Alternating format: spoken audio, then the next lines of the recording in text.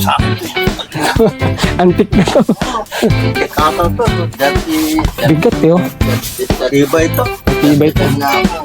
Inaalat kami ngayon mga pard, nakakatatlong cancel na kami sa maghapon. Sabi ni tatay, baka doon yung pinto, may ano eh, baka may ano, may sumpado yung may sumparo yung pintuan, pinagbintangan pa yung pintuan. May nakuha kami kanina, papuntang Pandi, Bulacan. Hindi ko pa natatawagan, nag-cancel, ewan ko kung bakit. Nakakaisang oras mahigit namin nag-aabang eh. May mga lumalabas, puro papuntang south. Problema, walang lumalabas na papuntang north, puro papuntang south eh. Mga pa-north lang meron. Kasama ko, pa-north, walang pa-south eh.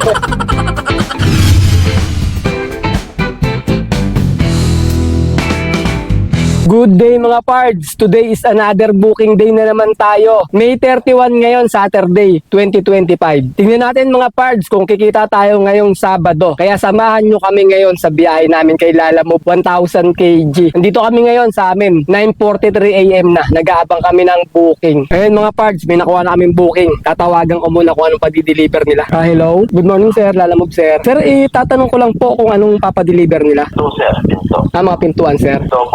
Double door siya eh. Double door. Nakasiwalay naman siya. O luma siya. Mga luma na rin sir, na pintuan. Sige sir, puntahan na po namin sa pick up sir ha. Okay, sige sir. Okay, thank you sir. Ayun mga pards, pintuan daw yung pipick upin natin. Tingnan natin yung booking, kung anong booking natin. So ano pintuan tayo? Ito mga pards, so yung first booking namin. Time check muna tayo, 9:45 AM. First booking from San Agustin going to San Fernando, Pampanga. Sa halagang 1,447. Ang layo ng pick up location ay 2.7 kilometer. 1,000 kg to. Papunta na kami sa may pick-up location. Medyo matumal kasi ngayon mga parts dito. Kaya medyo natagalan kaming maghanap ng booking. Ngayon nilabanan na namin to San Fernando, Pampanga para maiba naman yung diskarte natin ngayon. Kasi medyo nga mahirap kumuha ng booking dito kaya nga tagalan na nga kami. Lalabanan na namin tong San Fernando, Pampanga. Bahala na si Batman na naman. San Fernando, Pampanga na naman tayo. Di natin alam kung makakuha tayo ng pabalik. Ang solid to sir, mabigat ah. Nara pala. Sabi nagalaw. Oh, mas matipid pa. Babalik ka pa, diesel mo pa, no? Kasi babalik na naman. Punta naman ako sa South yan. South ka naman. Adios na. Sa kwento, ang pinto ng kung alam niyo yung Maganda. Marios? Sa Timog, yung kainan. Hindi pa napunta ron. Sa kanila. Doon galing? Mas maganda pa to sa akin. Antik na to. Kakal to. Bigat eh, oh. Iba ito. Matibay ito. Na ako. Application din ang pinto yung pagdadalhin. Fabrication din ng pintuan. Ito. Papalit din sa akin yan after 2 weeks. Ano lang sir, parang i-restore lang yung ano niya. Ganon? Patanggal yung kulay yung lahat. Papalitan ng ano. Yes, lahat. Papansin niyo ba mga part, nakasara yung mga salamin namin. Ibig sabihin, naka-aircon kami ni tatay. Di baling wala na kami kitain, mapunta na lahat sa diesel yung kita namin. Ang importante, masarap-sarap kami ni tatay. Nagpapalamig-lamig kami dito.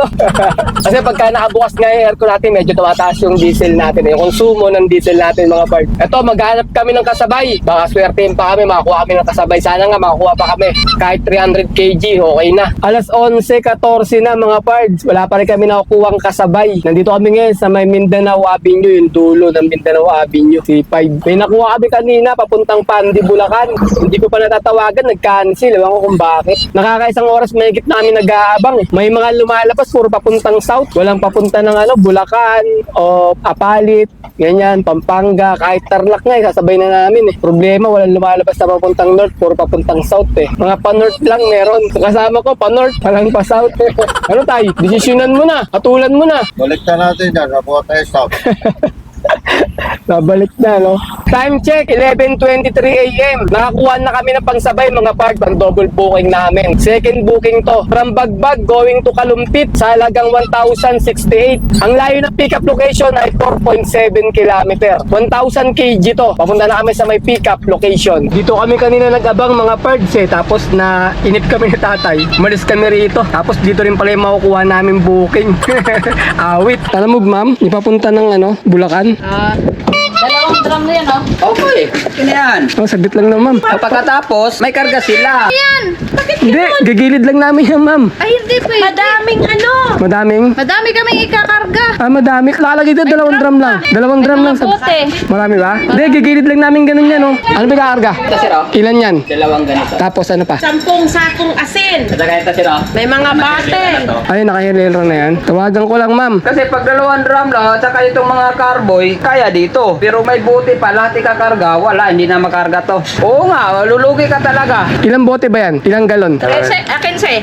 15. Tsaka hindi pwede kasi may mga Sige, sir. cocktail kaming karga. May mga pako yung dala nyo eh. Lang to, dyan lang yan. Gigilid lang namin yan dito. Hindi maano yung pako. Sir, paano ko na lang, sir? Cancel na lang. Ayaw nila isampay. Kasya naman eh, kung tutusin eh. Kasi dalawang pintuan lang to eh. Ayaw lang ni ma'am. Sige, sir, pa-cancel na lang po ako. Papalit na. Oo, dalawang pintuan. Ganun talaga lalamove ngayon, sir eh. Sinasabayan talaga kasi hirap kumita eh. Pag single po kayo. Pasensya na, sir. Pasensya na kayo, sir. Apo.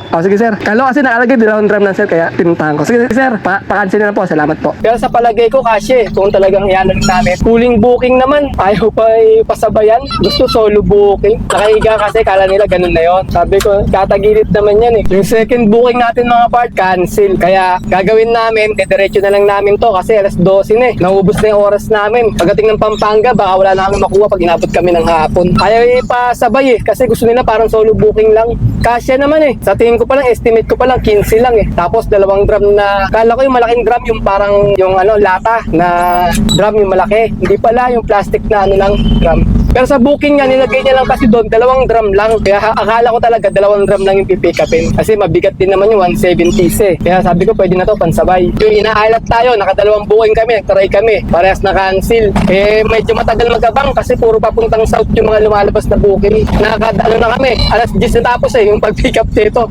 Dalawang oras namin nag-aabang. Wala nangyayari. Kaya gagawin namin, diretso na muna namin to. Natagalan na eh. Mamaya hapon na kami sa ano, Pampanga, wala tayong makukuha pabalik. Ganun talaga, hindi lagi swerte, hindi laging Pasko. Minsan may alat din tayo. Sabado kasi, kaya medyo meron po nga sa Valenzuela. Halos siguro 50% ng mga pabrika dito sarado, kaya ganun. Kaya medyo mahirap maghanap ng booking. Bumaba na nga kami ng Valenzuela, kako, baka mas madaling kumuha rito. Kaso ganun din eh. Yan yung booking namin mga parts, so pabalik-balik na lang siya dyan. Kawawa yung driver na pupunta dyan, kinakancel lang din. Nasa may service road na tayo, palabas ng Paseo de Blas mga parts. Medyo traffic. Ewan ko, hanggang saan yan, baka hanggang Marilao yata yan eh. Kaya tsaga-tsaga lang sa biyahe. Sabado kasi ngayon, kaya matraffic mga parts. 12:51 na mga parts. Manananghalian muna kami ni tatay. Kami bili ni tatay na ulam, oh. Ano bili mo tay? Magkano to? 100? 100 lang to, dami ha. Pag umorder si tatay kasi, kalakalahati lang. Pero parang 10 to ah. 100 lang oh. Diskarte ni tatay, kaya nakakabili to ng 50 lang. Kasi ano, parang ugod-ugod kunwari. Huwag rin kala mo nangihina na. Kalahati lang. Nakakawa si tatang. Pagbigyan na natin yan, kalahati lang.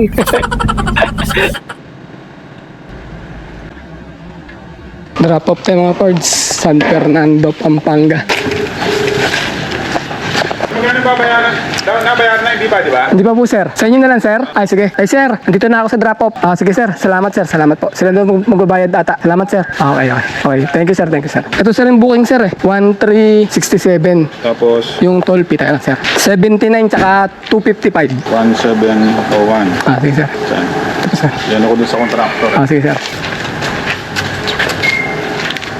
TikTok dito eh. Pa-picture na ako sir 2:08 PM mga pards. Nasa may MacArthur Highway kami ng San Fernando, Pampanga. Ito yung laging tinatambayan namin dito eh. Pagka wala kami nakuha ang buong ni tatay.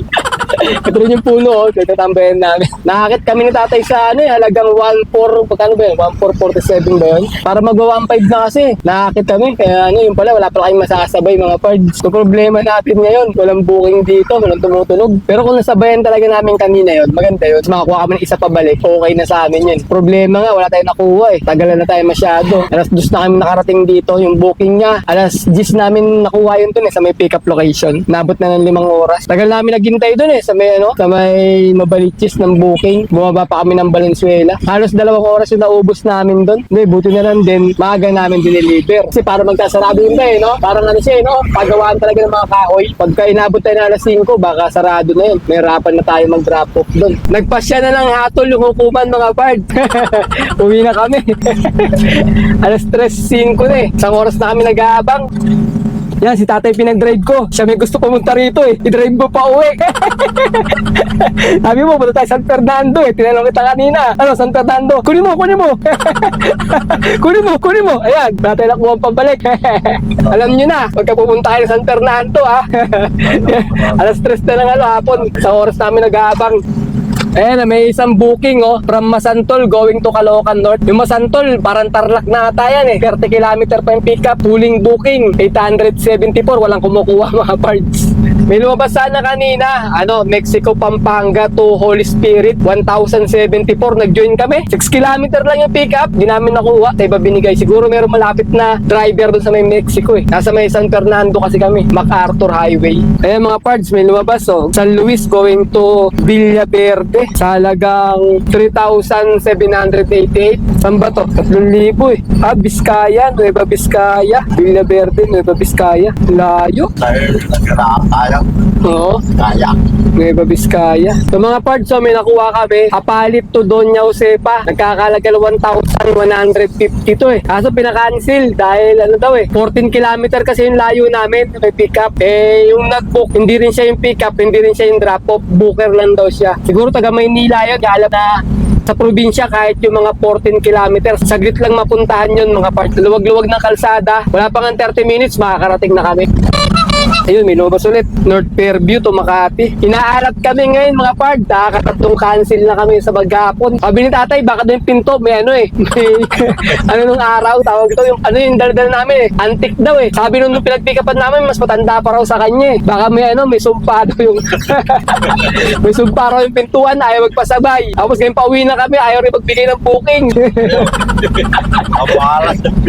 Sabi ni tatay, niwala pa sa mga matatandang kwento, mga kwentong bayan. Pinagbintangan pa yung pintuan. Kasalanan ng pintuan yan eh. Kasi antique na eh. Andito na kami sa may bandang Apalit, Pampanga. Dito kami dumaan mga parts sa MacArthur lang para wala tayong bayad sa expressway. Wala tayong toll. Sabado naman ngayon, mukhang maluwag yung kalsada. Nasa may MacArthur, bandang Bukawi na kami mga parts. Ayun lang mga parts, wala kaming kinita ngayon kaya wala tayong kukwentahin mga parts. Huwag kayong mahihiya kahit na ganito lang yung trabaho natin. Bakit lang yung kinikita natin katulad nito. Sila ba yung magbibigay sa atin ng pera kapag nangangailangan tayo? Sila ba yung magpapakain sa atin? Kaya kung anong meron trabaho tayo mga parts, maging proud lang tayo, di ba? Tulad namin ni tatay, ganito lang yung trabaho namin, pero proud kami. Kaya sinasabi namin sa inyo, kinukwento namin sa inyo. Ang importante, proud tayo na meron tayong trabaho mga parts. O paano? Wala ka kaming kinita. Dahil yung mahiwagang pintuan, sabi ni tatay, minalas daw kami. Kaya hanggang dito na lang mga parts. Kita-kita na lang ulit tayo sa mga susunod pa namin mga video. Bilang isang lalamove driver. Si tatay, lalamove driver ngayon. Sa driver natin, siya nakaisip nito eh. Pumunta ng Pampanga eh. Kaya siya ang nag-drive ngayon. O paano? Paalam na. Maraming salamat.